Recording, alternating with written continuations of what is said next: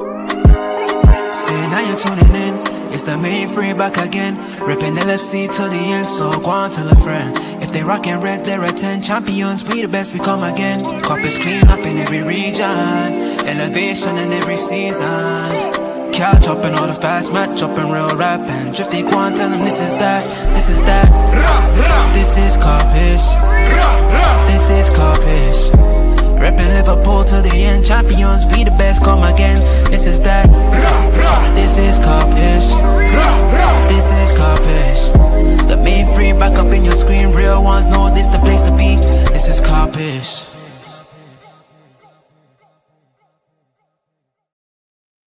Yes, people, big up your damn selves each and every time. And welcome to the match reaction show for the FA Cup game. Wolves versus Liverpool. And Liverpool have come out victorious. We are 3-1 winners on the night. And overall, it was a good outcome. Before we get into it, people, please make sure you smash the like button and do all that good stuff. And remember the hype button as well now, guys. I keep forgetting there's that hype button. So please don't forget, hit that that hype button. Make sure you subscribed as well. A lot of people who watch the show, they just forget they're not even subscribed. It's even happened to me with some of my fellow colleagues. Like I watch the content, but I just forget I haven't subscribed. And you're checking like, oh, right, I haven't subscribed. So just always make sure you check, guys. We're on the road to 50,000 subscribers. And if you can see, there is a QR code in the top corner. That is a QR code that will take you straight through to okjersey.com, who is our sponsor for the day and for the channel, guys. Great value over there.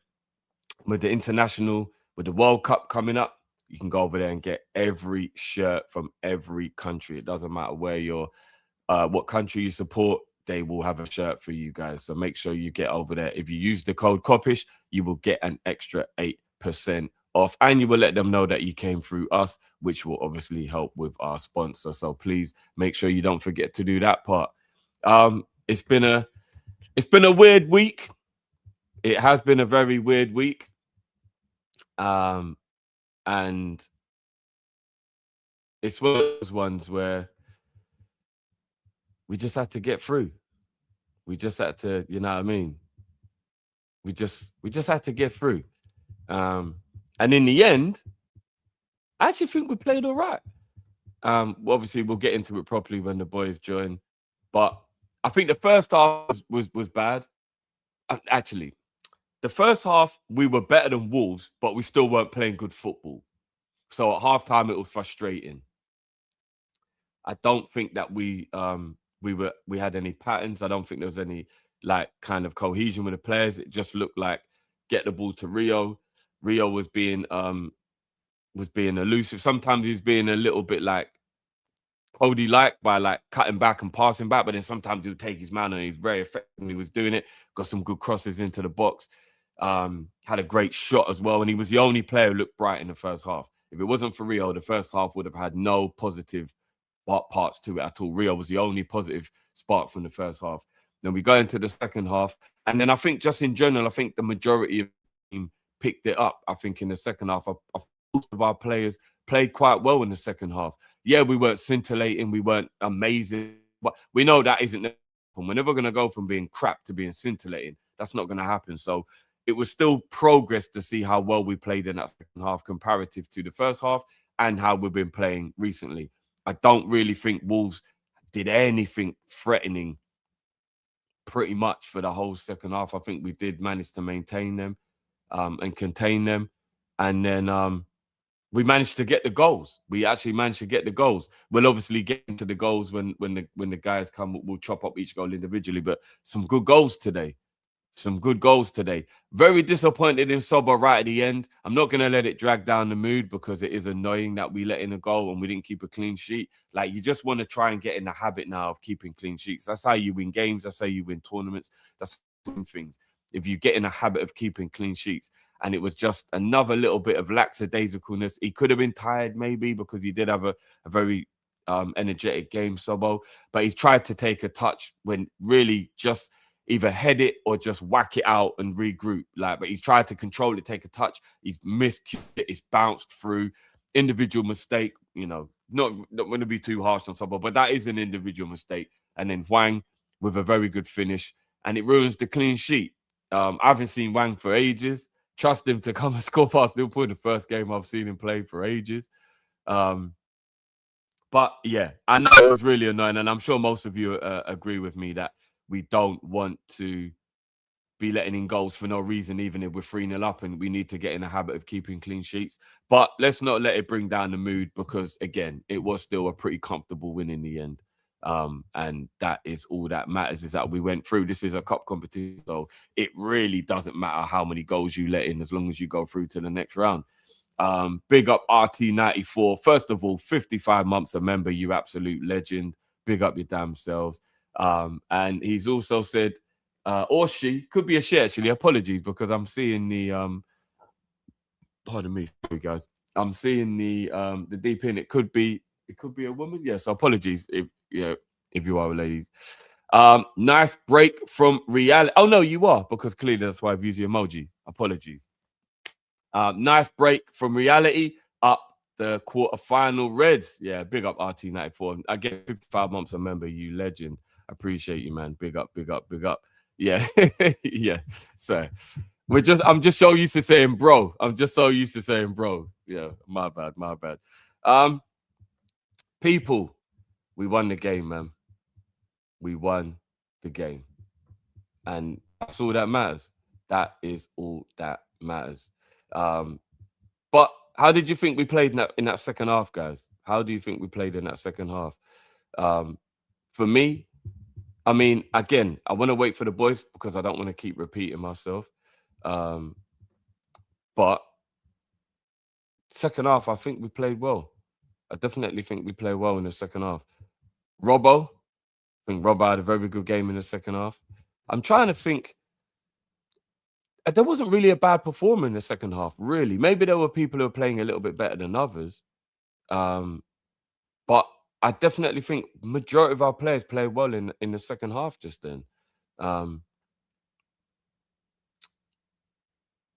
It's just one of those things. It's just one of those things where you look at the game we played on Tuesday, and I said to the boys as well, I know we came out of that game very, very frustrated in the second half, right? Not even second half, just the whole game on Tuesday. Like, we just came out of that game. We couldn't believe what happened. We were annoyed. We were peed off, all the above. But I still believe, as bad as we played, it was individual mistakes while we lost the game. Just literally, like, if you go back, you just think it's individual mistakes while we've lost this game. Whereas today, again, apart from Soberslide at the end, there was no individual mistakes. So we managed to get through the game, build up a head of steam, and play well, and in the end be comfortable, by getting the second goal and then getting the third goal, and then Wolves realizing the game was over, so to speak. And that is what we've really got to cut out if we want to win anything. If we want to win this FA Cup, if we want to win the Champions League, if we want to win anything, if we want to get top 5, if we cut out the individual mistakes. Yes, I know that Slot's tactics are poor. Yes, I know that the way Slot has been playing and things he's been doing has been terrible. And that's one of the reasons why the majority of us want Slot gone now.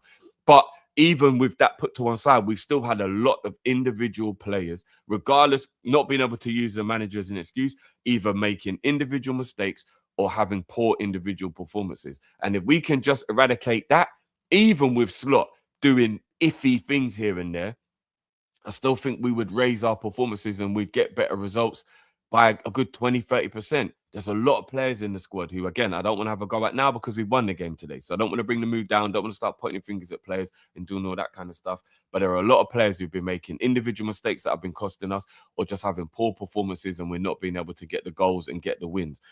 And if they can just stop those individual mistakes, those losses can turn into draws, and then them draws can turn into wins, and it's a step in the right direction. And today was an example. We played the same team. I know maybe they might have changed a few of their personnel, 1 or 2 of their personnel today.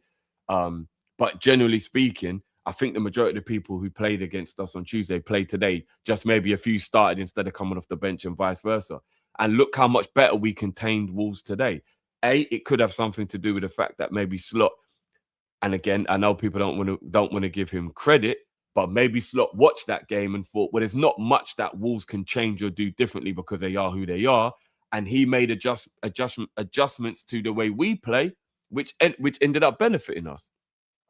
And again, I do think a few people stepped up a little bit better individually, and therefore there was no mistakes, there was no lackadaisicalness, and then we ended up being able to play better. I think Gravenberch had a way better game today than he had the other day, as a prime example. Gravenberch in the second half was very good today. I actually enjoyed Gravenberch's performance. That was old Grav. And from the jump, even in the first half, I noticed he was being a little bit more combative and he was being a little bit more stronger in midfield. He wasn't getting pushed around. On Tuesday, Gravenberch looked weak. He was getting pushed around. He wasn't getting involved. So even just a little individual performance like that of Gravenberch just upping his game, even just by 10, 20% from what he did the other day, because we are the better team with the better players, it made the game more comfortable for us. And again, the first half wasn't great, but I still believe we were the best team in the first half. Do you get what I mean? Like it was a low standard. The bar is low. But we were the better team in the first half, though, regardless. So, in general, we were better on both. We were better in both halves of the game today. So, for what the first time since maybe the Brighton game, guys, which again was another FA Cup game, we were comfortable pretty much for the majority of the game and were the better team. Not many games we've come out of and we've been the better team, full stop. Yes, we've won games, but we'll still sit back and be like, but we probably weren't. They were probably better than us in the first half, or they are probably better than us in the second half. But like, we've still got the victory. We've still got over the line for whatever reason.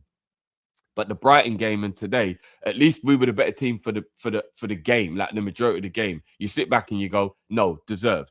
There wasn't a fluke. There wasn't a jamminess. There wasn't anything. Like, it was actually a deserved win, and we were the better team. The standard, obviously, is lower than we want it to be, but still, you know, slow progress is still progress, right? We can't expect it to just go from 0 to 100. That's never going to happen. I do want to also point out today as well that on the whole, I think the referee had a good game. And again, I'm not just saying that because we've won. I want to say that because I want to give the credit to a referee when possible, because there isn't very many times when a referee is good these days. And that's the same referee, coincidentally, that had a good refereeing performance the last time he was our referee. So maybe there are the odd referees in this world who are pretty much good at what they do. So shout out to him, because there has been a lot of terrible refereeing, as we know. So when we do get some good refereeing, let's keep the same energy and at least give some credit to the referee, because we're willing to crash it on them, and rightly so, because there's a lot of, I'm not going to go into that, but at least the referee actually did, for the most part. And yeah, Charles, there was a few things he missed. He's human, though, isn't it? That's what I'm going to say. Like, there's got to be a few things he is going to miss because he's human. But I definitely think that he's one of the more composed referees. He doesn't seem to rush into a decision, which a lot of referees seem to do.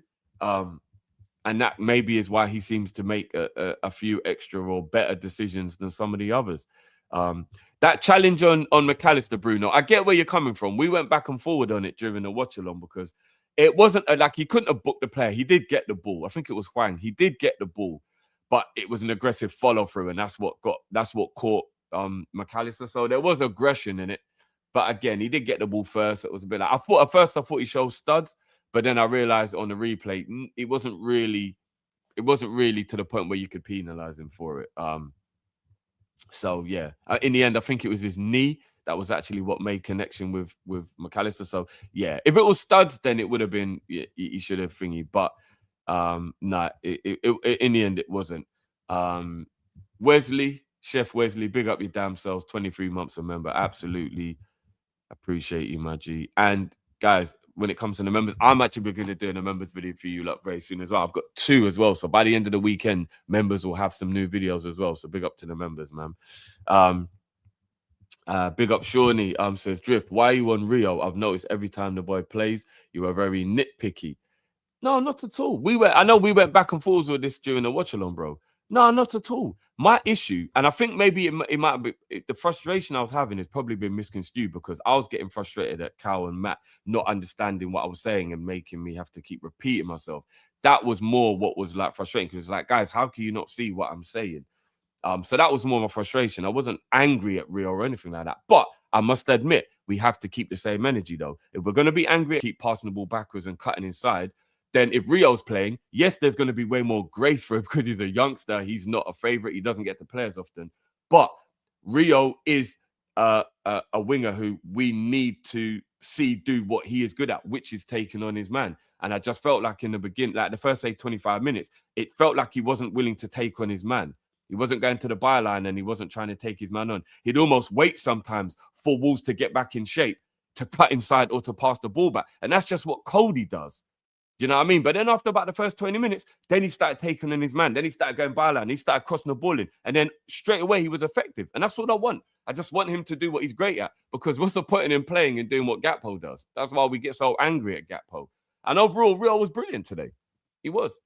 So that's all it is. Like, I just need Rio to just do what he was doing after about 20 minutes. Or maybe he was just being tentative because the first 20 minutes is nervous, first start for ages and all that kind of stuff. That might have been it. But after that, he started to take on his man, get byline, putting crosses in. He had a wicked game. I just don't want him to fall into the pattern of what Gakpo does. And again, we do have to keep the same energy. He will get way more allowance for being a youngster, but he can't do what Gakpo and Salah do. And then we just go, oh, and we leave it. Because then we've got to leave Gakpo on. We can't crash on them either. Like, you know, don't just do that. And maybe it's Slot telling them to do it. I don't know. Maybe it's Slot telling them to do it. And if it is, fucking hell, Slot, man, sort it out. Actually sort it out. Trey, a lot of people, and again, we will get into this, guys. We'll talk about, obviously, when I mean, I don't know where they are. They should have been here by now.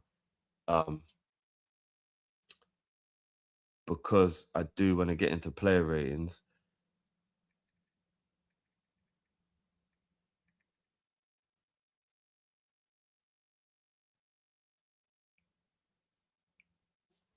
Just seeing where them not are at. So we can get into the player ratings. But yeah, Trey, I think Trey did really well when he came on.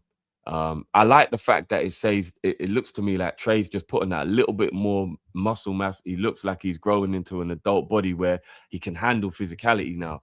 Maybe about 12, 18 months ago, like you could just tell he was young, maybe getting barged off the ball a bit. He looks like he can handle himself now. And obviously that's natural, that happens, but that's good to see, man. I think Trey's got to get some games. Trey's got to get some games. I said it to the boys during the game. In my opinion, I actually think that Trey should start the game against Tottenham. I actually think Trey should start the game against Tottenham. And I'm not even going to say to punish another player to not play or whatever, because today I think Mac had a decent game. I think Grav had a good game. I think Jones had a good game. Like, I don't even think anybody played badly today. But for me, Trey just looks like he brings energy into the midfield. And now that it looks like he can handle the physicality of it as well, I like the fact that that energy he brings, because that's what we need in that midfield. We need energy. We need some pace. We need some, like, directness. Like, even when he gets on the ball, he seems very direct, even with his passing or with his dribbling. I like it. Maybe it's refreshing because we're not used to it. And maybe it isn't even that great, but the bar's so low now. But he just injects that bit of energy, and I like it, man. And I would play Trey against Tottenham. You know, it's at home. Tottenham are in the mud.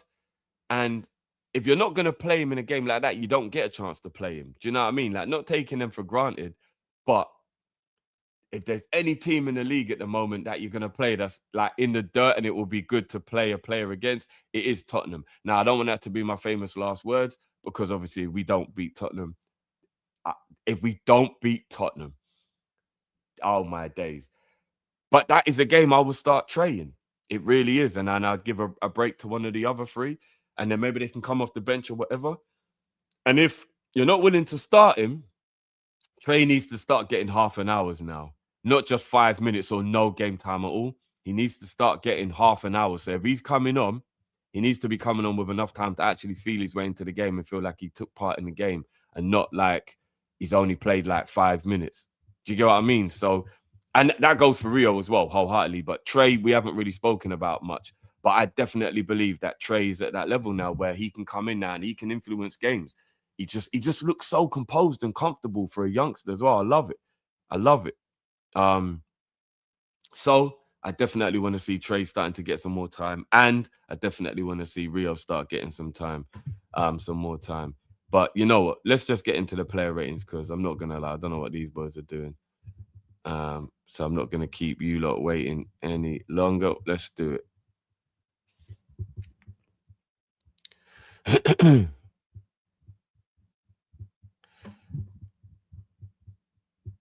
Hopefully, can you guys see that? Yeah. There you go. Right, let me get rid of that. So guys, what we saying? Allison.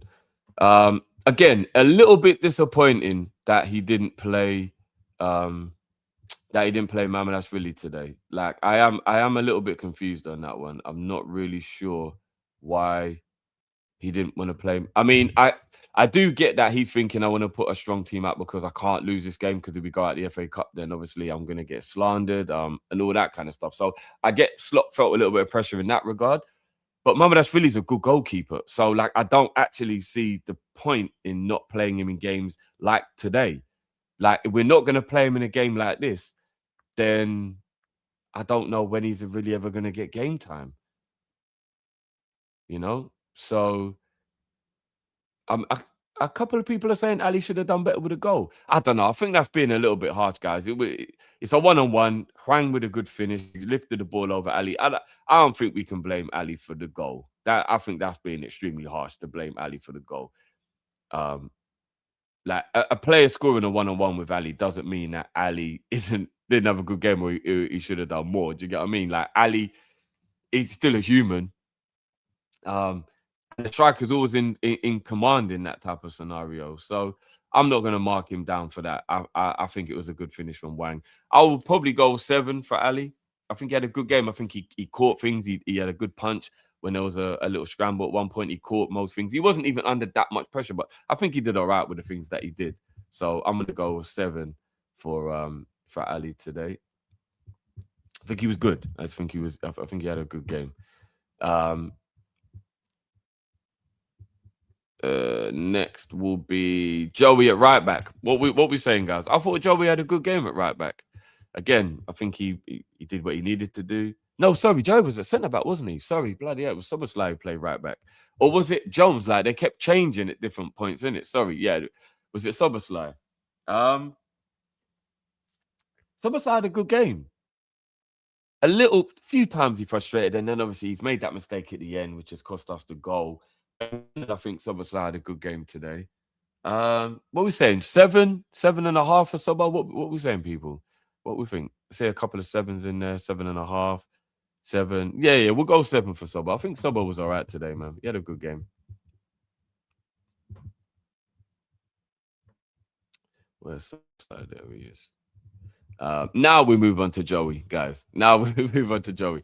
I think Joey played well today, man. I think he dealt with whatever he needed to. Few aerial duels he won. He was passing out from the back well. Didn't ever get exposed in any way. Didn't let anyone get past him. I think he had a good game, Joe, in it today. Joey, yeah, I see a couple 8s. Yeah, I'll probably go 8 for Joey. I think Joey had a good game today, man. Solid came in to replace Ibu, which I think a lot of us were happy to see that Ibu did get a break today. And Joey did an able deputy, man. He came in and he did well. Yeah, I'd love him to get a goal, man. Just want Joey to get a goal. I don't even care how it goes in, man. I don't even care at this point. I don't even care if it just hits off of his back and he didn't even know it was happening and it goes in. Do you know what I mean? Like, I just want Joey to get a goal. And the fact that I do think he might leave in the summer, which I understand at this point is probably the right thing, even though, like, I love the kid and I don't want him to leave. But it probably is the right thing for him to go if he's not going to be able to keep himself fit. But before he goes, I just want him to score, man. I just want him to score.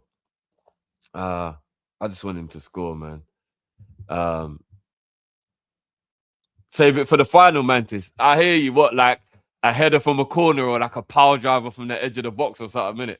That would just be fairy tale shit, though. That's fairy tale shit. Like, you know what I mean? What are the chances of us having that moment that Joey gets the winning goal in the final? But that would be the one, though. I can't lie. That would bring a tear to my eye, if I'm completely honest with you. If Joey won us a final by getting the winning goal, it would bring a tear to my eye. It truly would actually bring a tear to my eye. It really, really would. But big up Joey, man. Who was the... Oh, yeah, sorry, Virgil. We're talking about Virgil.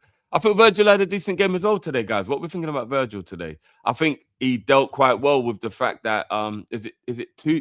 what's his name again? Taboo? What...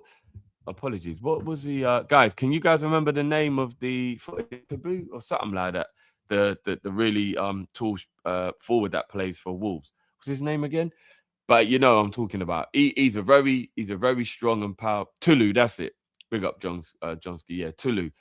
He's a tough customer to deal with because obviously of his size and his strength, etc., etc. I think he did it well. I think Virgil did it quite well today, nullifying him. And overall, like he won quite a few headers. Yeah, what we're saying, 7 or an 8 for Virgil as well. Like, I thought Virgil was all right, man. Like Virgil did well, like dealt with the strength, clearing it, and it was nice to see him get a little 10-minute break at the end as well. You know what I mean? So yeah, what we saying, chat? 7.5 to an 8 for Virgil as well. What we thinking? Somewhere in and around there. But in general, he was all right today, man. He was good. Robbo, man. I just want to start rolling out a little bit of flowers for a man who normally gets criticized a lot. So when he plays well, we have to give credit. And I'm not even going to lie. He had a very, very good game. Very, very good game today. First of all, I just want to see if everyone's on my page. What are we saying about Robbo? What are we saying about Robbo, guys? Before I put my 12.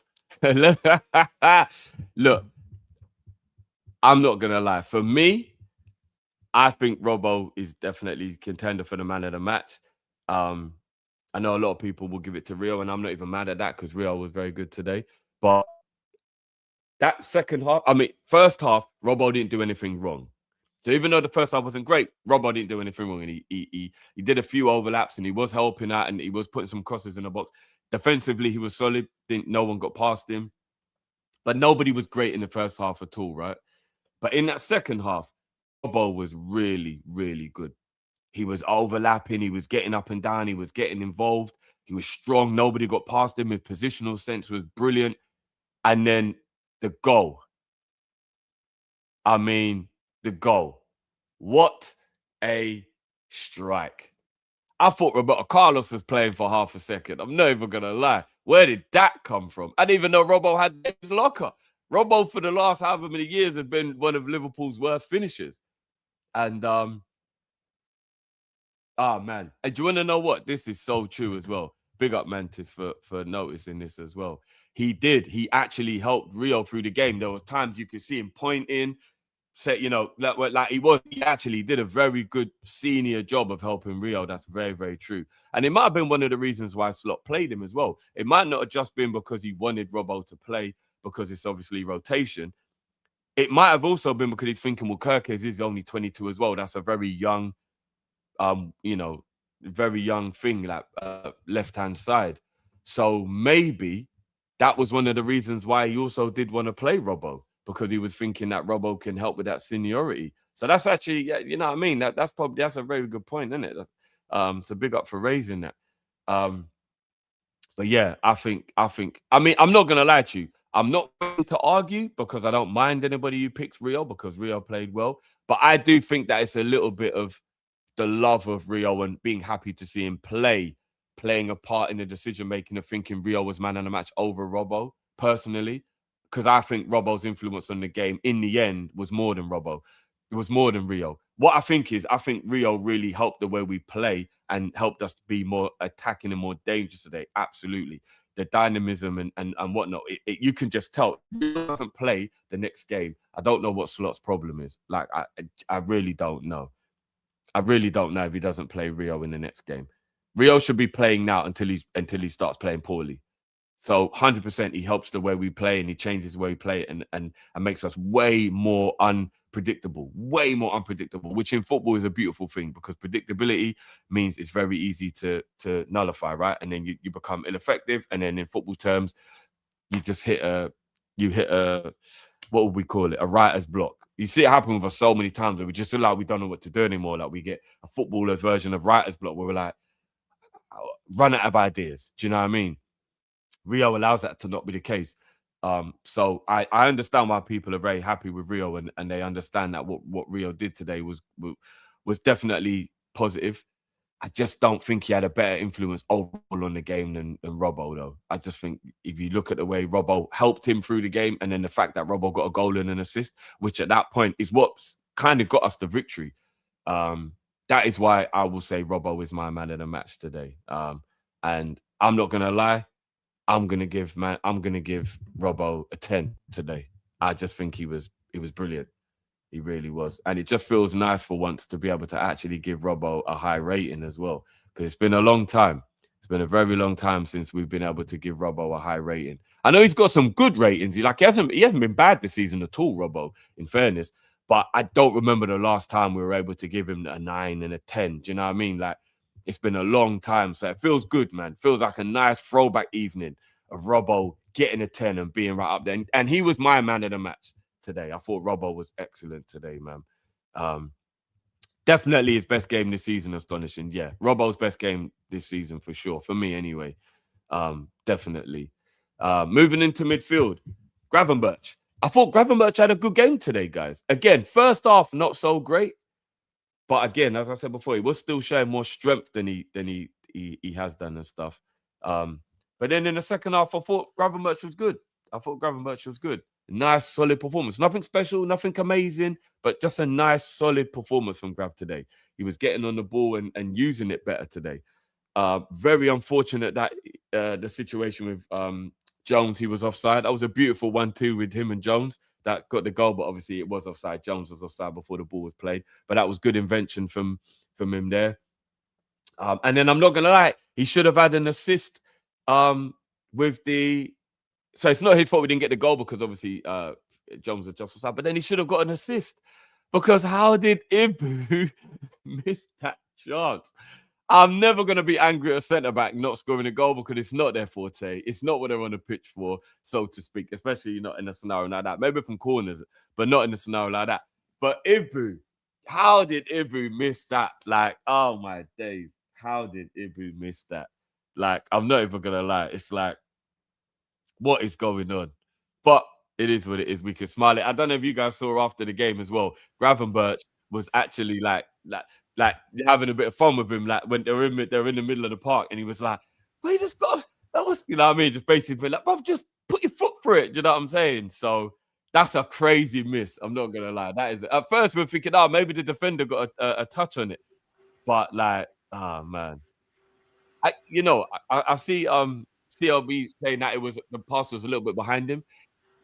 Yeah, I get it, but a striker still scores that though.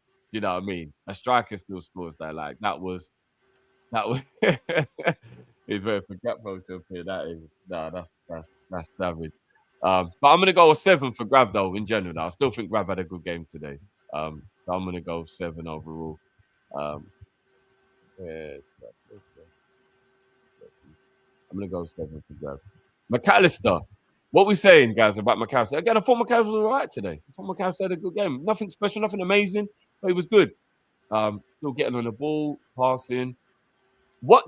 I said this. I'm actually going to do a video on my channel about this because it's something I noticed today. So I'll just go into a little bit more depth about it. But the main thing I don't like about what Slot is actually doing with the team is he's giving people way too much license for rotation. And I think it might even be confusing us as a team because I just think when I look at some of the players, I don't think they fully stay in a position long enough to like have the stability that maybe we need. Big up, Cal. I know I said this to you during the game. Like, it's very harsh for me to compare to like when we was with, Genie and Hendo and them boys when we had like a world-class team. But when we used to play in that way, I loved that. I knew who my DM was, and I knew it was Flacco, and he kept in position. And yeah, he might change a little bit, but 90% of the game, you knew what his job was, you knew where he was. What I'm looking at now is between Grav, Jones, and McAllister especially, you can't even tell who's meant to be where half the time because they keep swapping and changing. And I think that might be structurally what messes us up in midfield a lot, Cal. I don't know what you think of it, but I don't like the fact that you don't even really know who is the DM, who is it, because it's like he's telling them all to do all the jobs. Like, he's overcome. I don't know. Like, Yeah, no, I agree. He's overcomplicating things, and I think this team's very easy to manage at a surface level. To be honest, and I just think he's just overcomplicating it. The whole swapping right backs and centre midfielders, and everyone's got to be able to play in each other's positions and stuff. No, just keep it simple. The fullbacks are fullbacks. They overlap. You get a third man runner for midfield, which offsets the defense, and you isolate your fullback 1v1 because you've got runners taking players away from the situation. Plus, it means your centre midfielders are doing less work. Everyone's just doing less work. Right now, we're doing way too much work to what's needed. And by simplifying the game, you make it easier for everyone, and it actually makes it more complicated for the opposition to deal with. Whereas right now, because we're so complicated in dealing with things, it's actually quite easy to defend against a lot of the time. Yeah, because no one picks up pockets of space, or no one's penetrating with their runs or anything. So, but you're a midfielder, so you'll know this better than me because you're a midfielder, bro. If you've got a partner in midfield, whether it be you're playing in a 2, you're playing in a 3, or whatever, you know sometimes it is about synchronology. So like, big up the wing wizard. So like, for example, you would have probably played a lot of football where you've got a DM, right? Because you're the box-to-box midfielder, innit? So you've got a DM. Yeah, not in an arrogant way. I did 6, 8, and 10 when needed. Okay. But you'll be in a position where you'll be like, he's smart enough that he knows if I make the run, he'll sit in. And I'm smart enough to know if he's made the run, I'll sit in. And that's kind of how you play with a partnership in midfield, right? You see like Scholes and Keane were the best at it back in the day. They knew if I've gone, you don't, you know what I mean? And Vieira Petit it's again, it's awareness, isn't it? Like you always check your surroundings. It even goes as simple to five-a-side, bro. If I'm last man at five-a-side and I make a run, I'm saying to someone, sit. Again, you'll know Dre. Dre came with us on the parade. Me and Dre play football all the time. If I run, I'm like, Dre, sit. And vice versa. If Dre's gone, I'm sitting. And then it's cool. Because I'm not saying we stop all the attacks, but if someone's back, then we know there's at least a chance we stop the attack, right? But but here's what I have a problem with the way we do it, Cal, which is why I think it's wrong. We've got 3 in there, and all of them at different times were doing it, including Sobo sometimes inverting. So I think sometimes they go to do something and they don't even realize no one's covered because someone might not have realized because they're still thinking of the other thing that they're going to do. And it's like the structure isn't allowed. And that's why I think I'm starting to realize, Cal, that's why we get holes in the midfield so regular. Because people are vacating spaces thinking someone else would do the job, but that other person's already thinking of another job. And then everyone goes, oh shit. And then there's no one there. And there's just a big hole in the midfield. So Slot's got to stop doing that. Like, he's got to stop doing it. Otherwise, we're going to just keep having this big bagel hole in the middle of the midfield. Do you know what I mean? I keep on saying it. Slot's worst enemy is Arne Slot. Now, again, I think the damage is done beyond repair, personally. Like, he reminds me of Brendan Rodgers in the sense of he almost just tries too hard to be this hipster manager when you don't even need to be. You don't need to be a hipster manager. You don't have to try and do this total football, or you don't have to change that much because we had so much in place already. And despite what has happened this season, you still insist on having the wingers go wide and having the fullbacks underlap. The one time you saw Robbo overlap today, what happened? Put on a plate for Salah. Yep. Put on a plate for Salah.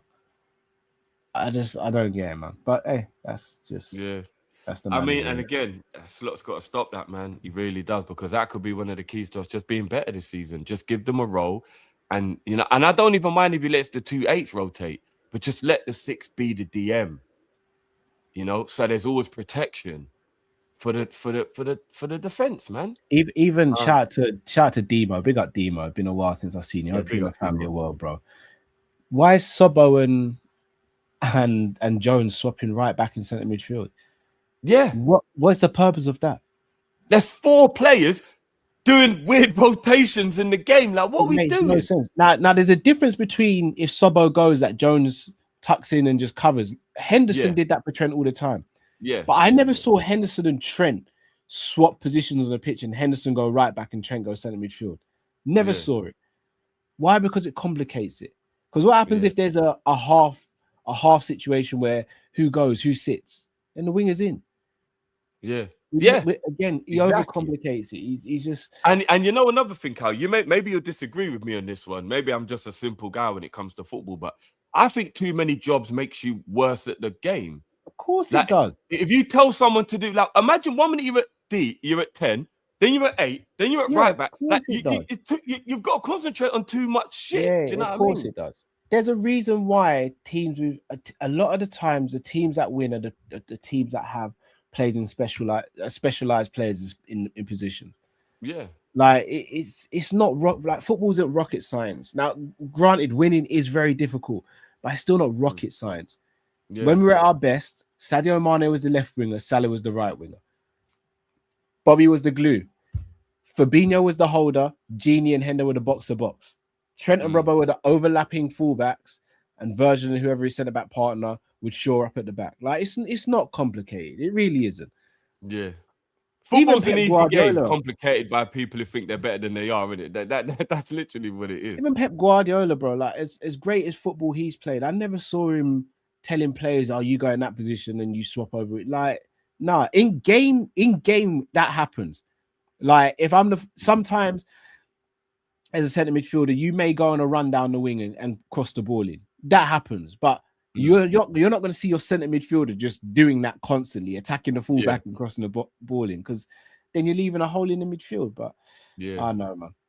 Yeah, I mean, I don't know if you remember, bro, but there used to be times when we used to play under Klopp where they'll do a triangle over on the right side. We were so good at that triangle between Trent, Hendo, and Salah. We were so good when we used to play them triangles.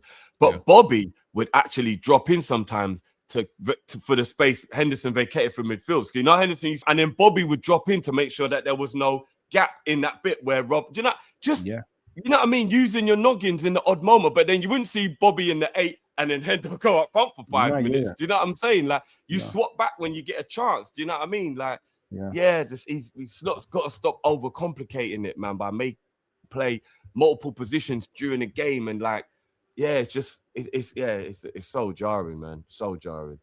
I think we're on Mac though at the moment. I think what would you give Mac for his rating for today, bro? I'd probably go 6 for McAllister. 6.5. Yeah, I thought it was okay today. It was good. I don't think anyone was bad today, to be fair. That's the thing. Neither do I. Where's Mac? Oh, there he is. We'll go 6. I'll give him. Yeah, we'll go on 6.5 then. Jones, what would you give Jones today, bro? Got his goal. Had a few little lax moments. I'm gonna go 7.5 for Jones. I think he only got lax when we're 3-0 up, though, isn't it? Like he was. Yeah, but he just doesn't need to do it because he's not going to beat the allegation by doing stuff like that. There's a couple times in the first half as well. He did a few silly things which weren't necessary and stuff like that. But on the whole, Jones is good, man.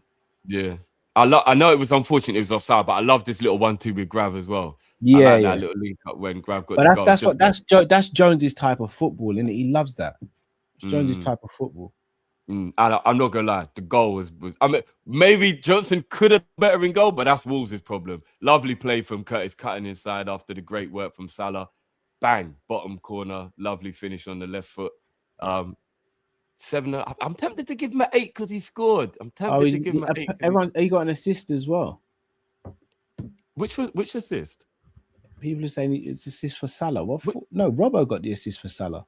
Yeah, Robbo got the Salah assist, guys.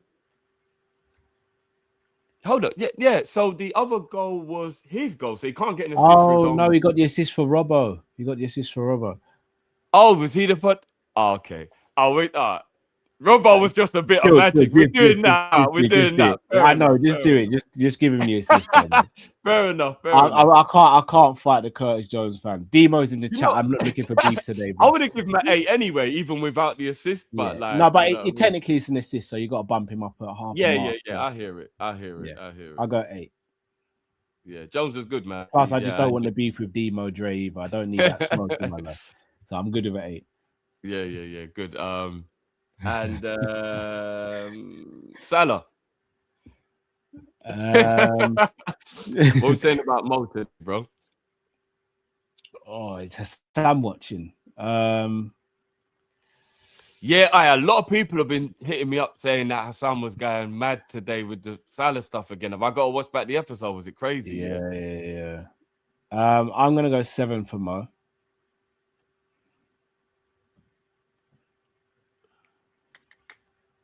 Is that predicated on it would have been a 6, but he got his goal? Yeah. I'm not mad at that. 6 without the goal. Yeah, I'm not mad at that. It's a little frustrating to see Mo just not quite having that last bit of like what makes him Mo. Like he'll do 85%, and then like just at the end it'll be like poor this or poor decision or I thought he just had a better game in general, though. He wasn't trying to force things too much. He held possession. Yeah. He didn't have a bad game at all. I'm thinking 6.5. I'm not mad at you for saying 7. 0.5 a difference. I'm not. Yeah, I'm not mad at you for saying 7. 6.5. I guess this is where we'd need Matt to be the icebreaker. But are you all right with landing on a 6.5? Or are you going to fight for the 7 for Mo today? A pause on the landing on the 6.5, but yeah, I'm good with either 6.5 or 7. Do you know what? At first, I was just thinking the number. I was like, and then I realized I was like, "Fuck, you know that." Yeah, right. Come on, Drift, man. You gotta check your surroundings. No, but that is a real proper like right, Dave. Yeah, if Ends is in the chat, hey Ends, that's a yellow card offense. Surely Ends, that's a yellow card offense. Yeah,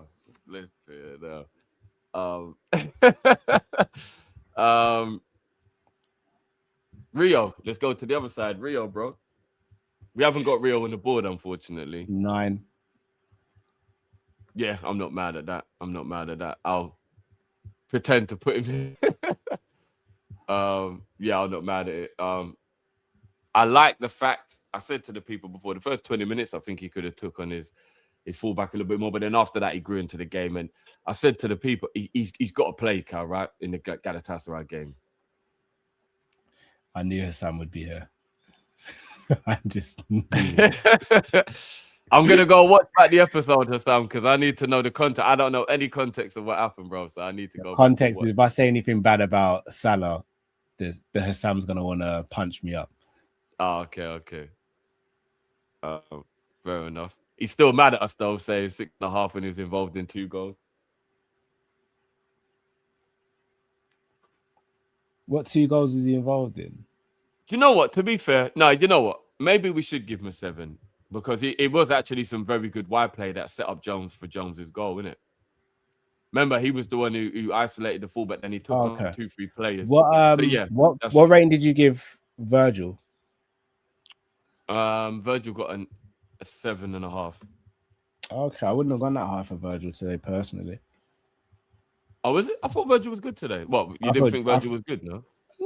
I thought Joe was the better out of the 2 centre-backs. Yeah, we gave Joey an 8. Yeah, we gave Joey an 8.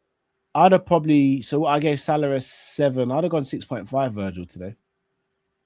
Oh, for real? Even though he dealt well physically with the Tibu as well. Yeah, like, but I feel like he got muscled about a little bit. Plus, he gave the ball away at that one point where he tried to then slide back with it. And so, yeah, I'd have gone 6.5 for Virgil today. Okay, personally. I thought he was better than that, but and then this is what I can't win. If I give Virgil a lower score, the people crash out. If I give Salah a lower score, Ram, I said get Cal off. And Ram, flipping hell. What's going on there? Is that I get it. People them have got their people. I thought Virgil was okay today. I don't think Virgil was anything special today. But he didn't necessarily have to be anything special, to be fair. I just thought Joey was really good today. Now, Hassan, you're definitely not beating the allegation if you gave Mo man of the match today, bro. Oh, you didn't. Did you give Mo man of the match, bro? Emil saying you gave him man of the match. Of course. Nah, come on, Hassan. You cannot have given Mo. He was good today, but you cannot have given him man of the match. This is Hassan we're talking about. Of course he did. That is crazy bias. That is madness. Oh, all right.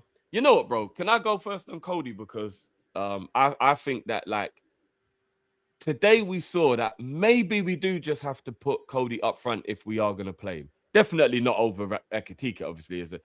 But like, I just think he gets involved in the game a little bit better and frustrates less when he's up front. And he's more of a target because he is good in the air. And again, he didn't have a great game today, but I think structurally he helps a little bit by being more central than wide. So I'm not even mad at Cody today, you know. I know he wasn't great or anything, but like he wasn't being predictable because he couldn't be because he wasn't on the left. I know there was one time when he did drift over to the left and then he had a shot and then it got Matt angry because Matt was like, "Why did you shoot?" And maybe he could have passed, but I don't think I think he occupied the defenders all right today. He tried to get involved in the game. Like, I'm going to give Gakpo a 6 today. Like, I thought he was okay. I think down the middle, I think Gakpo is more effective than he is out wide. And he is a target when he's in the box because he's better in the air. So, I know you're having your argument with Sam at the moment, but what do you think about Gakpo today? What would you go for Gakpo today, Carl? I'd have gone 5 for Gakpo. Okay. A little harsh, but... I mean, if you can tell me a standout moment he had in the game. No, but like I said, I still think his movement and stuff is a part of today. Like, I think he occupied the defenders. He would pull them into different, like, because you got to remember, when we get him, some of our players that are running through, like the midfielders and stuff, like, he'll make runs that will occupy the defender. I know maybe I'm clutching at things to give him praise for, but he's not a striker, so I'm trying to give him that little benefit of the doubt as well because he's playing in an unnatural role when he's up front, right? I think you're clutching, personally. He wasn't poor. I mean, a lot of the chat are saying he was all right today, though. But I don't know. I think he's just average. I don't think he did anything wrong, but he didn't do anything good either. We'll give him a 5.5 because you gave him a 5. Then we'll give him a 5.5. Moving on to the substitutes. The first substitutions were was it Frimpong and Florian that were the first two subs, right? Frimpong and Florian. Yeah. I'll go 6 for Florian. I'll go 7.5 for Frimpong.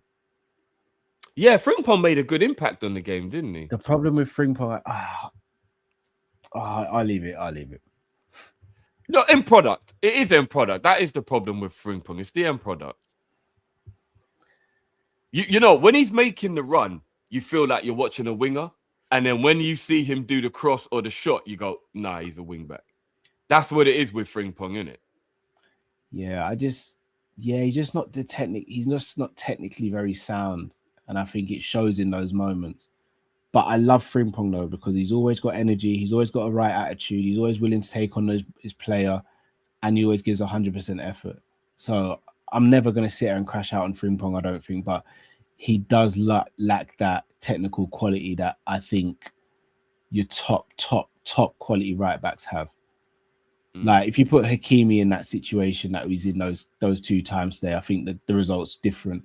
I think you could put other right backs in that situation. I think the results are different. But at the same time, he's playing right wing when he's a right back as well.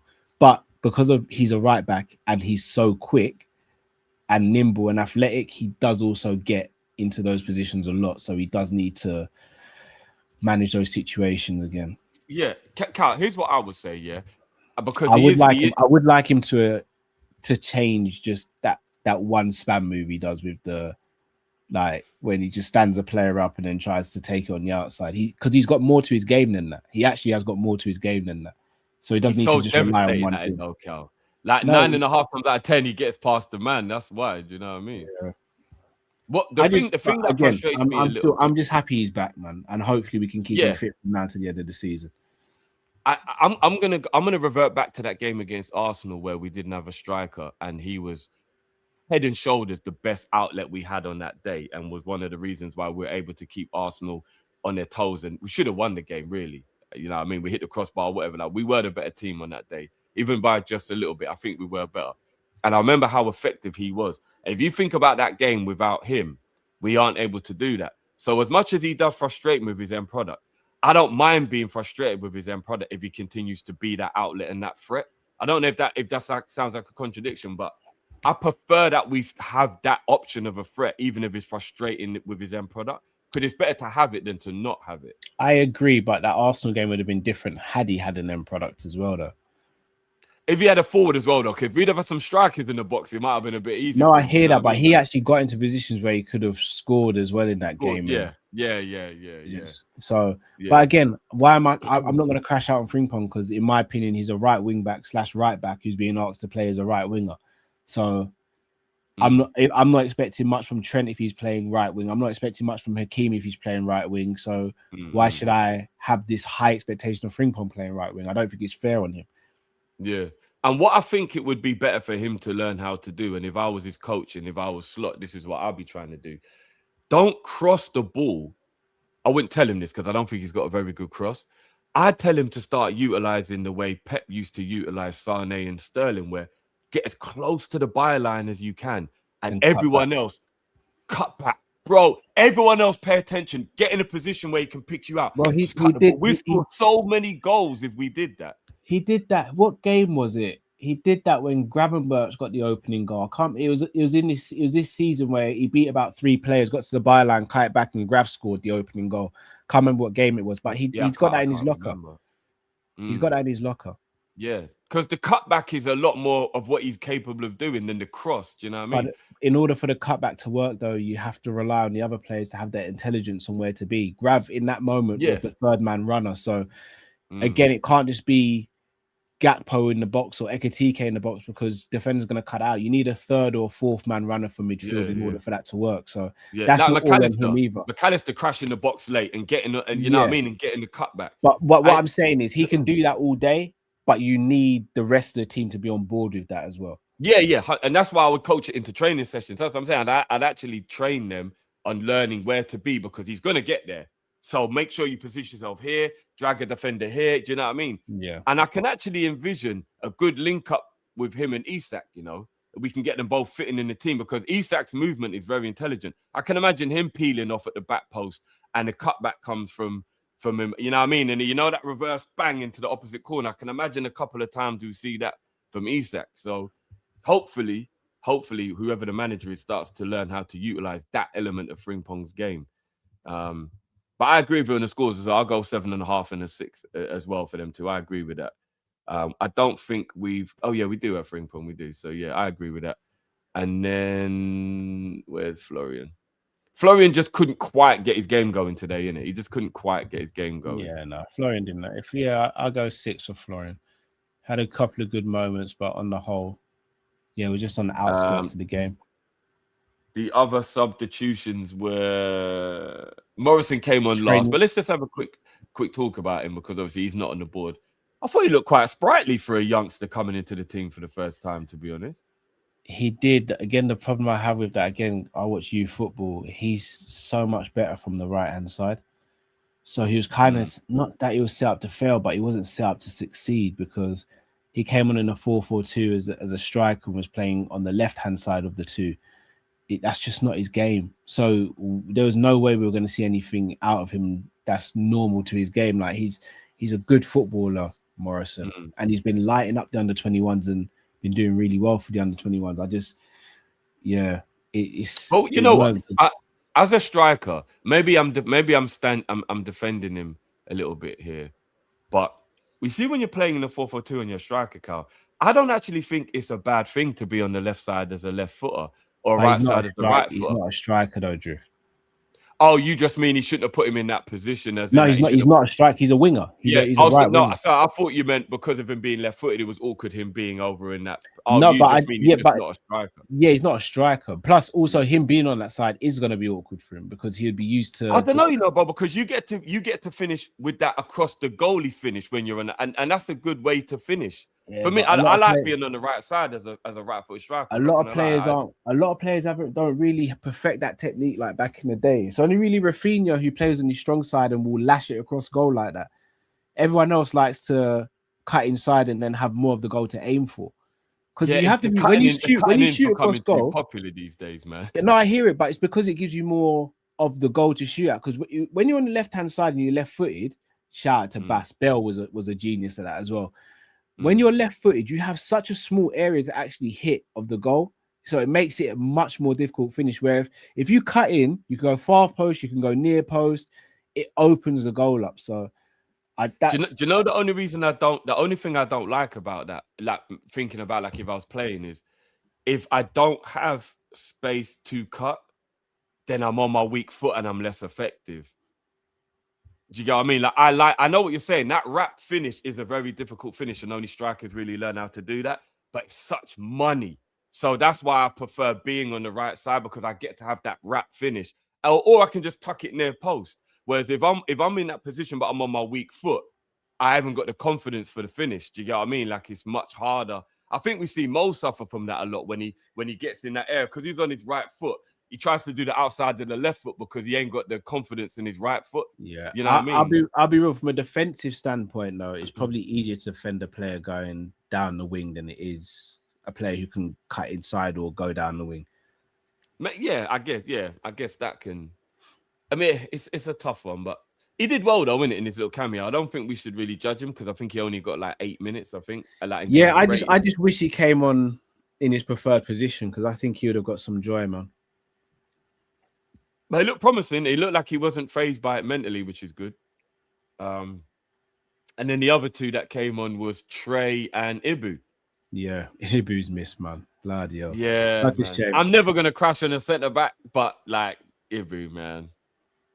Ibu. A couple of people gave him a little bit of grace that maybe Grav's pass was slightly behind him.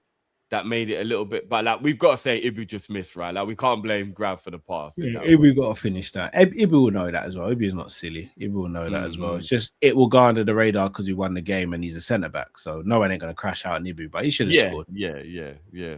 But apart from that, I can't think of anything defensively he had to do or anything like that. No. He was all right. I'd still give him like a 7 or a 7.5. Like he was all right, innit, when he come on. Like I think he did win 1 or 2 headers. Positioning was good, and and he didn't really have anything much to do, did he? Really, but he was still solid. We didn't look like weaker or anything because he came on. So yeah. Do you agree with a 7.5? What would you give him? Who, for Ibu? For Ibu, yeah. Oh no, I'd just go 6 for Ibu, to be fair. Oh, okay. All right, we'll give him a 6.5 then, because I would have given him a 7. And Trey, he made a good impact. What minute did Trey come on? Because I don't want to just go crazy with it. If I'm not mistaken, I think Trey got 15 minutes. Hold on, let me check. If Trey got 15 minutes for his 15 minutes cameo, going 8 or 8.5 for Trey. Ah, shit. Google doesn't actually tell you the minute he came on. 81st minute he came on. Shout out to Astonishing. 81st minute. Yeah. Oh yeah. So he was on for about 15 minutes. Yeah. I'm going 8.5 for Trey. I thought people were gonna say I was exaggerating a little bit. I was gonna go 8.5 as well. Yeah, no, it is brilliant impact on the game. I'll keep on saying it. Trey is a lot more ready than people think for first team football. I'll start him against Tottenham. I was telling the chat before. I'll start him against Tottenham. No, Drift. Again, I don't think any of us disagree on what would we do it. I'm just saying that it won't happen. He's not gonna. No, it won't. I know it won't. But from pre-season, Trey just he plays with a composure and a maturity, and he's technically good. People, I think, so I'll tell you what it is with Trey. People look at Trey and think there's not much body weight to him, so we won't be able to handle the physical side of the game. But there's plenty of guys out there with big physiques and they're tall and look like they can't be moved off the ball, and they ain't that strong. I'd rather actually watch the player play and then determine whether he's strong or not, rather than just look at his physical appearance. A narrative. But he's bulked up a little bit though, bro. He actually has bulked up a bit. No, of course, but he got older. Rio's bulked up from the beginning of the season. And actually they will do because they're getting older as well. They're growing into their men physique now. I think no one's ever given the chance to Trey to show that he is lightweight or not lightweight. We've just looked at him and thought, slender teenager, of course he ain't going to be able to handle it. And I'm just like, no, just let him try, because you never know. Like, bro, we all see those players who play on a football pitch and you go, oh, there's nothing to him, but you can't move him off the ball. Bro, Sterling was like that. Bro, Sterling's small. You ain't barging Sterling about. Yeah. Sterling will barge you about. So I just want to see him given a proper chance, man. Trey's so good. He's so, Right, I'm so seeing good. a couple people going with a Yaya comparison. That might be a bit premature. Oh, I'm not even gonna lie. That's going too That's far. that is very high. Yeah, let's not do the Yeah. over the top That's thing, what I'm man. saying. I'm a Trey guy, but we can't do not Yaya. Yaya was picking up the ball from his own box and then running through the center of the pitch with players hanging off his back and still slotting the ball in the back of the net. Let's not do the Yaya comparison. Yaya's one of the best midfielders to grace the Premier League. But you know what Trey could do? Trey could help to make it a very successful season by being an extra dynamic option in midfield. And we've got to start trying to utilize a few of these players now. For me, Rio and Trey would start against Tottenham. They actually would. I can understand Champions League away not doing it, but home at Tottenham, Trey and Rio are starting. There's even more reason why you start Rio away in the Champions League, because you could actually argue he's going to commit players and players will actually foul him and get yellow cards. Yeah, I play Rio against Galatasaray, yeah, but I wouldn't play Trey against Galatasaray. But at home against Tottenham, I'm playing Trey, 100%. I'm playing Trey in that one. Yeah. And I maybe bring Trey on at the end of the Galatasaray game to keep momentum going and keep him, you know what I mean, in rhythm. Give him 20 minutes at the end of that game as well. I do feel a little sorry for Chiesa not getting any minutes today, but at the same time, I'm not surprised. Yeah. And at this point, Slaughter's killed his confidence so much, he's playing crap when he comes on anyway. Yeah, so it's like, is there any point? Yeah. And then the manager. What we saying for the manager today, bro? I'll go 7 for the manager. Fair enough. What would I give him? I'll be honest with you. Go on, just give him a 9. Just give him a 9, man. I know. No, but just based on today, I'm going to give him an 8.5. Just based on today, I think the starting lineup was good. I think he adjusted at halftime. We came out in the second half and we're by far the better team in the second half. I think overall we were the better team. Like just in general, there wasn't a point in the match where Wolves were better than us. I think he made good substitutions. I like he gave Virgil a rest. I like he didn't bring Ekitike on and kept him fresh for Galatasaray. I like that he started Rio, bringing on Trey. You know what? And even he's been getting a lot of slander about not playing the kids. And at 3-0 up, even though it took 3-0 up, he brought Morrison on as well. And we finished the game with 3 youngsters on the pitch. So in general today, it wasn't anything to do with Slot while we conceded that goal as well. Just a lapse from Sobo. So but to be fair, could you not argue the opening goal again came from individual brilliance from Robbo as opposed to tactical? Nah, yeah, but we can't take that away from him because so many times a manager will have individual brilliance that will. No, I hear that, but then at the same time, we can't use the goal wasn't his fault, because the goal wasn't his fault, yes, but the opening goal that we scored wasn't down to him either. No, that's being harsh though. It wasn't down to him though. Because structurally, it can be his fault if we can see the goal. Could be like, oh, why did he do that? Or why did he do that? No, but I'm saying it was just in this particular game, he wasn't the reason we conceded, but he wasn't the reason we scored the opening goal either. Curtis Jones was also individual brilliance. So no, but I still think tactically we were penning Wolves in and we were playing better than them. That first half we struggled, bro. No, first half we weren't playing that well, but I think in the second half we played really well. I think Robbo's goal allowed us to open the game up. So you don't think it was anything to do with like team talk or no? But that's why I go 7, because if I'd give the first half like a 2 and I'd give the second half like a 9. No, I'd give the first half maybe a 4 actually, and I'd give the second half 2 is hard. Yeah, and I'd give the second half like a 9. So for me, that balances out like a 7. Fair enough. I mean, we can land in the middle on a 7.5. I would have said 8.5. I think he made good substitutions. I think we're a better team. So, sorry, Henry, am I not allowed to just articulate my opinion? I gave a rating and I explained the rating. It's not nitpicking when you're speaking about stuff that happened in the game. Bloody hell, some sensitive people today, man. Bloody hell. It's like you just can't say anything nowadays. You know what, Henry? He was a 9 out of 10, bruv. Slot did everything perfect today. There you go, Henry. Bloody hell, man. Actually, yeah, do you know what? Not playing Mohamed actually the only thing I was annoyed at him about today. Actually, yeah, he should have played Mamadashvili. I don't know why he didn't. No, it was perfect, Drift. It was perfect. You can't say anything don't know about why. that. So it's nitpicking to do that, Drift. Bloody hell, man. I literally explained why I gave the rating. If I just gave the rating, was like, well, deal with it. You lot figure it out. Then you'd be like, well, explain yourself. Like, what do you want? Mama's leaving alone. Oh, is that an opinion? Because if that's a fact, that'll be a really stupid decision. Yeah, that was it, like manager. So no, I'm happy, man. As I alluded to before, bro. I know people maybe thought it was like a little bit too positive based on what happened, but I just knew Wolves didn't have enough to be able to beat us twice in a row. And oh no, Drift, I was worried. I predicted a win, but I was still worried going into the game. You know, funny enough, I wasn't worried today for some reason. I was, you know? man. Yeah, I've been calm. I know I've had a really busy day, so maybe that's part of it, but I was calm. I really was calm. There wasn't any part of the build-up today where I felt like we were going at the FA Cup. You know, you just think to yourself, nah, it can't. It can't happen again. They can't beat. Like, very rarely does the same team beat the other team twice in like 4 days or whatever. Like, it can't happen again. Surely we're gonna go. Liverpool have had a habit of breaking bad records this season. So I know. I weren't confident. I went with my heart with a 2-1 win, but I wasn't confident. I was worried going into the game. So to come out of it with a 3-1 win, it means we can sit back for the rest of the weekend and see how the rest of the results pan out, and then go from there, man. When the draw is so. And other than Man City, we had the hardest game of the FA Cup weekend as well, because they got Newcastle. That's the hardest game. But everyone else has got like Championship and League One teams. So, to be honest, I only know about I don't know about the other draws. To be fair.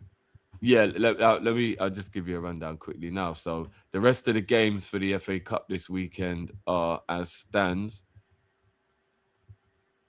So we've just won. So Arsenal's got Manfield.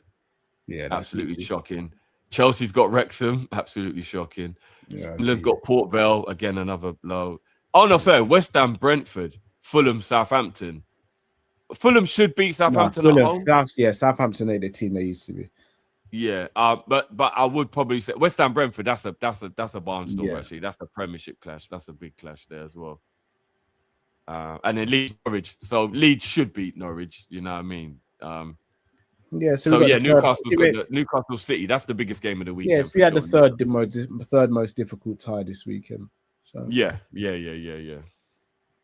So yeah, you're right. We can sit back now and relax. If all the teams we expect to go through, the next round is going to be really tough to navigate.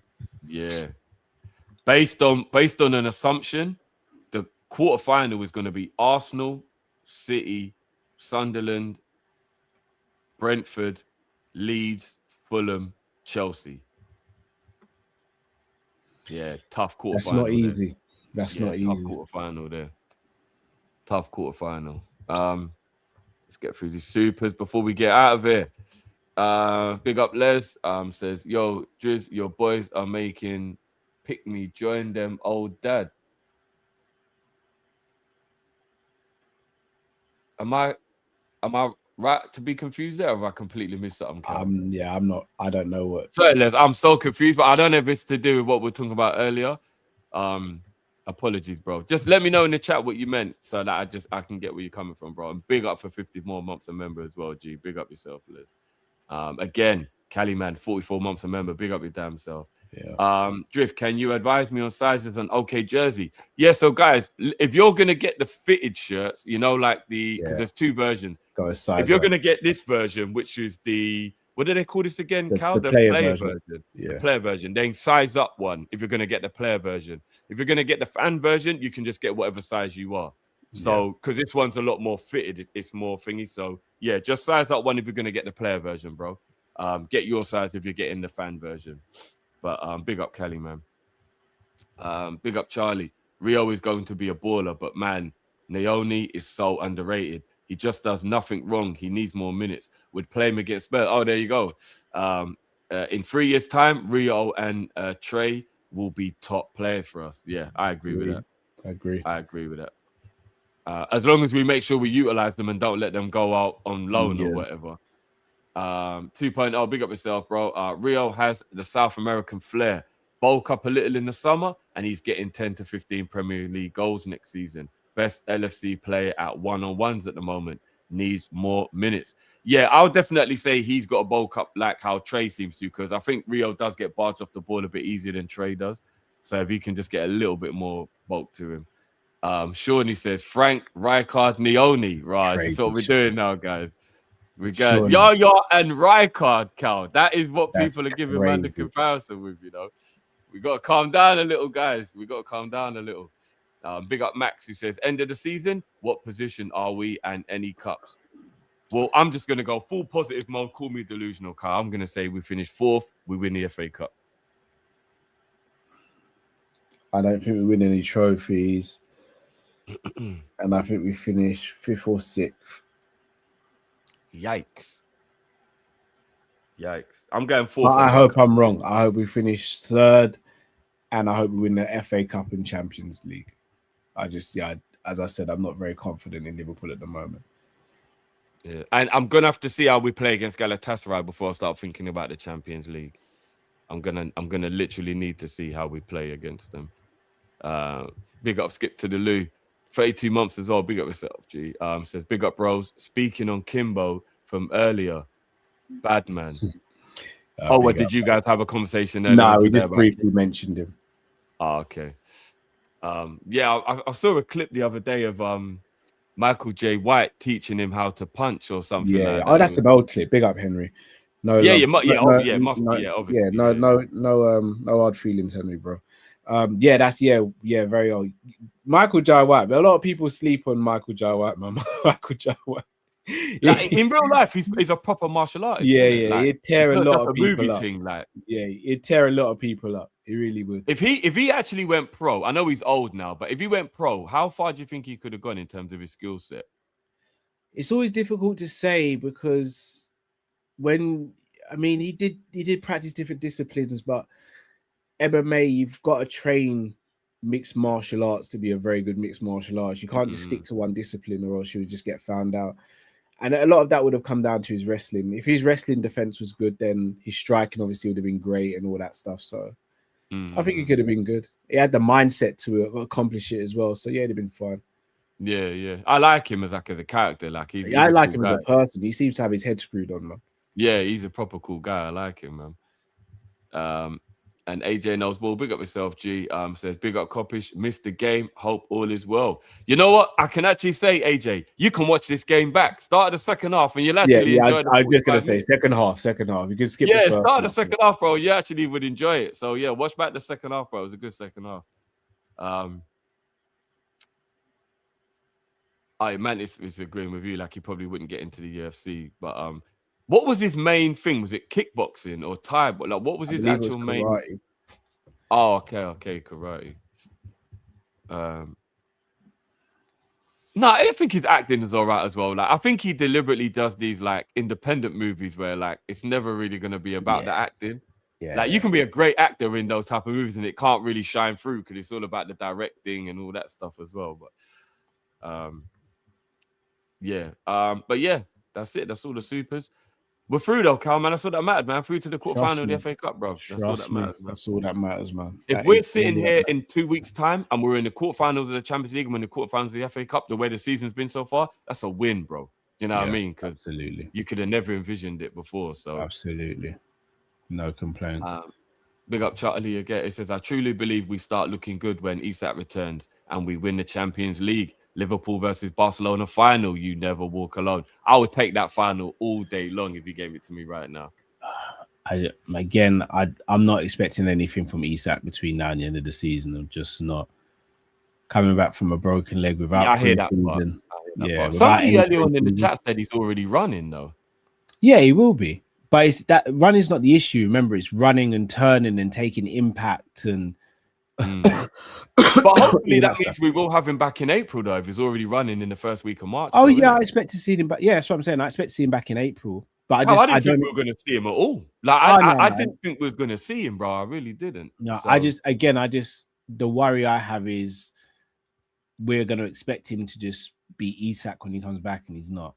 We're not going to see the real Isak until next season, and that's only if he stays injury-free as well between then and So do you know what? I'm worried he's going to be like what Harry Kane looked like when he came back for the final against us when they shouldn't have really played him. Exactly. I feel like Isak's going to look like that. Do you know what I mean? Physically on the pitch, but just not ready. You know what I mean? Yeah. And that could be a hindrance. But we'll see, but man. It'll be better to have him than not. Also, the psychological side. I fractured my wrist, and I remember the first time I started hitting the heavy bag again, and I was just like, I just wouldn't put power into it because I was just like, is my wrist gonna hold up and all that? But then you slightly just get over it. Even when I did my ACL, first couple of games coming back from my ACL, I was timid as anything, and then you kind of just get the effort mentality, and then you're back again. But it takes a little while to get over that. Plus, as soon as you said broken wrist, I thought you were gonna fly close to the pause, but you didn't. I rate it. You veered left. No. Actually, I fractured my wrist playing football. I fractured my wrist playing football as well. Yeah. Now I can imagine going back into combat fighting after breaking your hand or your wrist or whatever. That would be like combat training. I was not fighting. Oh well, yeah. I mean, same. That would be a whole nother situation. What's easier, punching somebody in the face or punching the heavy bag? I don't know. What's easier? Punching a heavy bag. heavy bag hit heavy though, bro. I'm not gonna lie, the heavy bags are heavy. Yeah, but a heavy bag doesn't hit back. It doesn't dodge, bro. No, but you see, like if you hit someone's face, yeah, their face will move in the direction a lot more than the heavy bag will. So if you've got a weak wrist, wouldn't hitting someone in the head actually be easier than hitting the heavy bag? Well, if you're being silly, yeah, and just going full throttle. I remember I nearly messed up my wrist because the boxing trainer told me I didn't have any hand wraps, so he wouldn't really advise me to hit the bag. And I was like, well, I want to hit the bag. So I put the glove on without the wrap. And I'm not going to lie, bro. I nearly fucked up my wrist, bro. Like, I nearly fucked up my wrist. Yeah. And he was like, I told you. He's like, I told you. I was like, yeah, no, for real. So I get it. I'll be honest, though. It's weird because of I always prefer hitting bags and pads with no gloves on. Oh, is it? Oh, yeah, okay. I just find, not that I find it weird wearing boxing gloves, because obviously I have to if I'm doing like any pad work and stuff like, but I actually prefer just like the heavy bag I've got in my, well, it's not heavy bag, but the punching bag I've got in my garden. I hit that bare hands all the time. But you use the wrap though, right? Nah, just bare hands. Oh, not even with the wrap? Oh, nah. Do you know what? Yeah, this is funny. This is a total tangent. Do you know what? When I fucked up my wrist, so when I was in the gym and I got really big, I got obsessed with doing handstand press-ups. But I just couldn't believe I could do it. You know, I was so gassed I could do it. So I used to do it all the time. And it actually fucked up my wrist because it's so much pressure on your wrist that in the end, it actually gave me like weak wrist. So I think that's why like striking used to become like, I fucked up my wrist by being too like, even showing off to the man, if you go around man's yard, but like, what you can't do, and just that, because I'm not gonna lie, doing handstands against the wall, handstand press up, I felt like the shit is like, oh my days, I've got to that point. Handstand against the wall is a pause still. Is it? Yeah, man. Why are you twerking, bro? A handstand press up, bro. Oh, okay, cool. You just said a handstand. You said a handstand against the wall is crazy, bro. A handstand press up, man. Yeah, that's granary's behavior, bro. It's granary's behavior. Oh man. But yeah, no, it's too much pressure on your wrist. But I love the thing with gloves as well. It gives people sometimes a full sense of security on how hard you should hit or can hit something. Yeah. Like people, which is what I did with the heavy bag. Yeah, people think when you've got gloves on, you can hit something as hard as you want and it ain't gonna hurt. It's gonna hurt. Yeah. No, it's true. But yeah, people. Oh no, I think one more super. Yeah, so one more super came through. Big up Charlie again. I truly believe. We did that. Oh no, sorry, I did do that one. So yeah. But yeah, people, we won, man. We're through to the next round, man. That's all that mattered, man. And don't forget, guys, this is sponsored by OK Jersey. As somebody asked so politely, what are the sizes? There you go, guys. You even know the sizes now. So get over there, scan that QR code in the top corner now. We'll take you straight through. I'm telling you, they've got some beautiful international kits, even if you have all the Liverpool kits or the kit of your team already. Some really, really nice international kits. I told everyone before, I'm getting Sadio Mane on the back of the Senegal kit, and I'm getting Mali on the back of the Jamaica kit, and I'm good to go. You know what I mean? So make sure you get over there and do that, guys. Ash says, Drift making bare excuses for the wrist injury. Guys, by now you should know there's no shame in my game. If there was some other reason you lot thought I had it, I would have just said it. It is what it is. That's crazy if you admit something like but the fact that that isn't what it is, you know what I mean? I ain't got nothing to worry about. But furthermore, if you get a wrist injury doing what the insinuation is, you are a psychopath. Because what are you doing? You're giving that's at that point, that's not pleasure, that's self-inflicted pain, isn't it? Yeah. That's on 50 Shades of Grey. You've gone too far now. You've gone too far. Yeah, you've definitely gone too far. You need put the fries back put the fries back in the boxer shorts, man. You've gone too far. You need an intervention at that point for real. I don't know what's going on there. You know what I'm saying? Trust H and Imran to jump into the conversation this time. Trust them both to jump in on the same minute as well. And Imran, that is diabolical what you just said, bro. Yeah, that's what I mean. Trust them too, man. Trust them too. Oh my dude. Man said that's how you get ambidextrous, you know. That is wild. Crazy. That is actually wild. Insane. Yeah. But we're in a good mood because we won, and that's all that matters. We're through, you know what I'm saying? So big up people. Hope you enjoy your weekend. I said members, get ready because I'm gonna be releasing a members video tomorrow as well. So big up to the members. And have we got anything else over the weekend? I don't think we do we? No, I might do a pre-recorded video. I'm gonna go live literally now over on the Sanderson Show, Q&A little half-an-hour session, and then also got to watch along tomorrow night for UFC 326 as well with Jay and Luke. So. Have you redirected it, bro? Should I do it now? Yeah, I've done it already. You've done it. Okay. Yeah. So guys, you're gonna be redirected over to the Sanderson Show. So sit tight. Don't go anywhere. Apart from if you just want to get a drink and enjoy the show. And I probably will do the Newcastle game, actually, guys. The FA Cup, Newcastle City. I probably will do that on Sunday.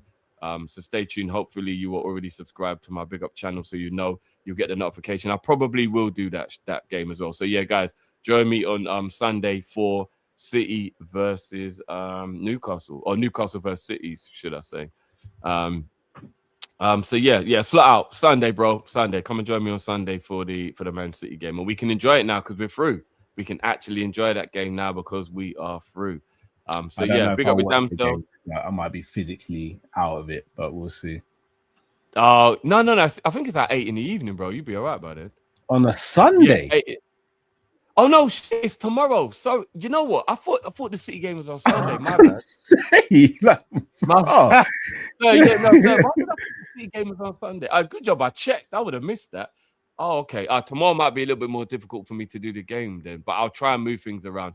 Oh yeah, and as well, guys, we hopefully will maybe be able to do the game. And me and Ram, we're gonna check because obviously we weren't able to do it this evening because of the football. We're going to try and see if we can do it tomorrow or Sunday. So stay tuned as well. We will do some gaming over the weekend, guys. We will do. So, yeah. Just if your notification is on, you subscribe, you won't miss a thing, guys. You won't miss a thing. And again, make sure you scan that QR code and go through and check out OK Jersey as well. People, stay where you are. Don't go anywhere. You'll be redirected through to the Sanderson Show. And people, it's been a pleasure. We're through. And good luck to all the other teams in the FA Cup this weekend. We're out of here, people. Peace.